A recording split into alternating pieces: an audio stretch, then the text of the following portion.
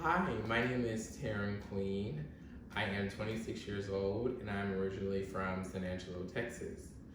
I am currently living in North Carolina right now, but I am happy to be here. I am Afro-Indigenous myself.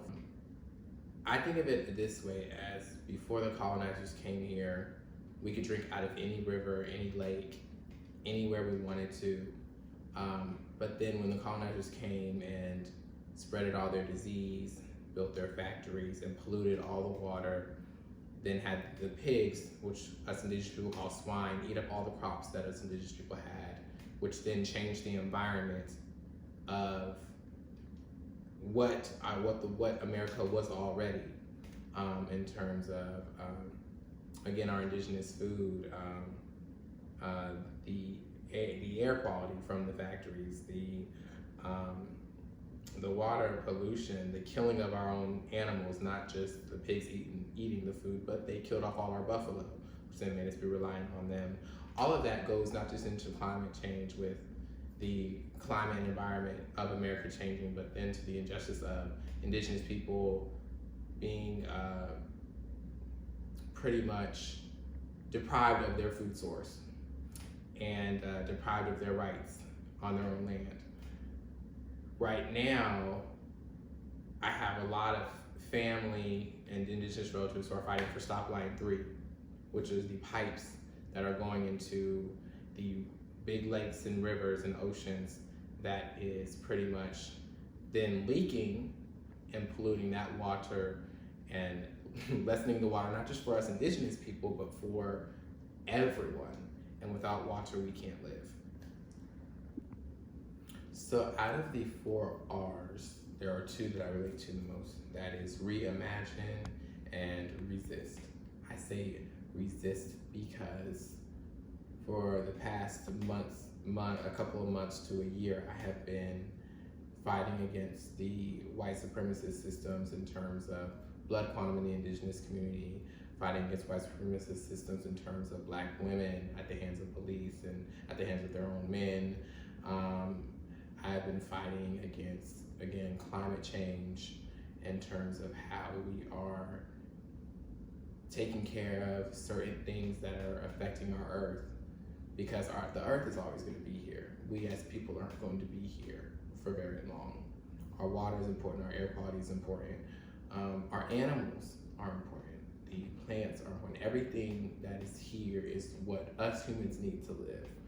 But it doesn't need us here to live. It's always going to be here.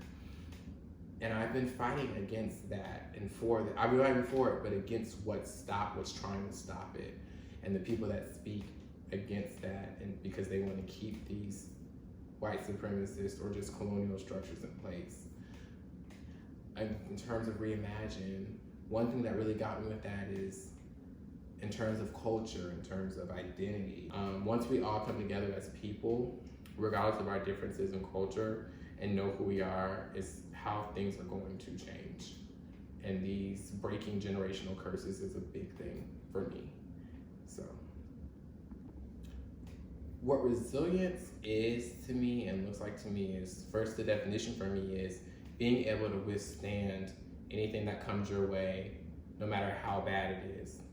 You could go through so much, but still get back up and make change, or get back up and do what you have to do, or still be here in this moment, still creating something for somebody, a space for people, or creating just change, making things happen.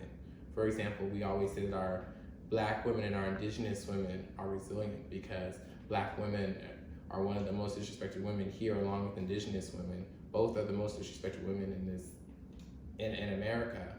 But they're still here. They're still here fighting for people who probably would never fight for them, making change, creating things that are actually helping these communities.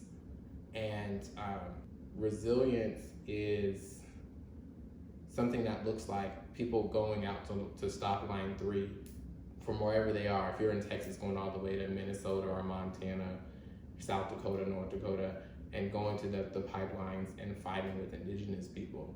And if you don't understand that, you need to do research on that.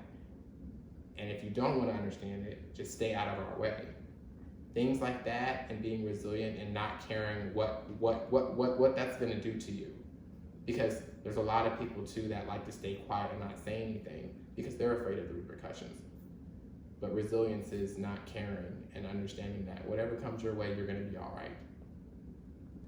So what I feel like has missed the mark is men doing their job in terms of protecting the community from these issues, whether it's Indigenous men or if it's Black men or whatever. In terms of that, a lot of men will, and me being LGBTQ, I'm LGBTQ, so we consider ourselves two-spirit in the Indigenous community.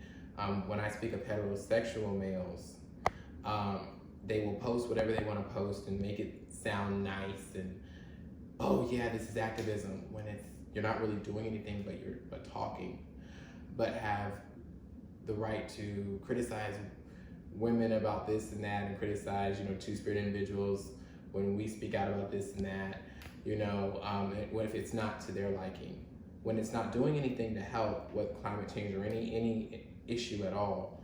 So when it comes to that, I feel like that is missing the mark, because we need our men here and we need them to stand up, but they've been so beaten down by the system that they don't know what to do.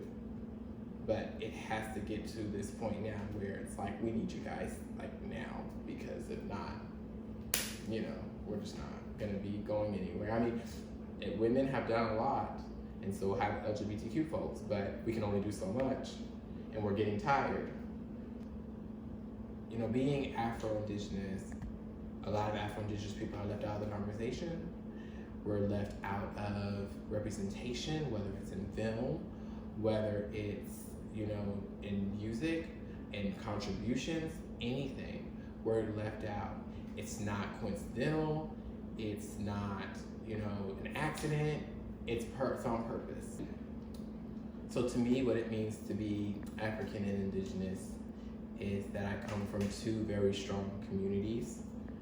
I come from two communities that have been through so much and have always gotten back up from the ashes and rebuilt, and have been able to show the world that we're still here. You can't knock us down, and if you do, it's not going to be forever. And that's truly resilience. I come from two very resilient communities.